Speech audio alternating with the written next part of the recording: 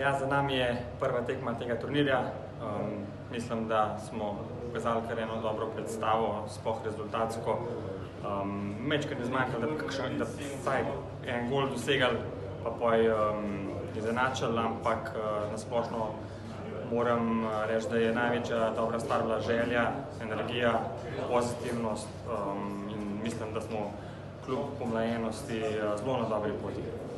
Veliko pozitivnih stvari po tej prvi tekmi, kljub porazu.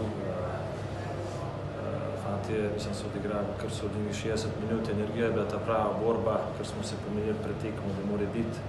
So bile pa te mehne malenkosti, ki so naredili razlike, preveč smo zgubljali pakov na njihovi plavi in to so Italijani dobro dali izkoristiti. Pa ofanzivno, da bi gole dali, smo bili premalo, smo bili prenavarani pred golami, nismo šli v te trafik, da bi te rebounde dobili, njihov vratar je bil naredil, kar je mogel narediti, da je te streli videl, ampak tukaj so stvari, ki se moramo poboljšati za naprej.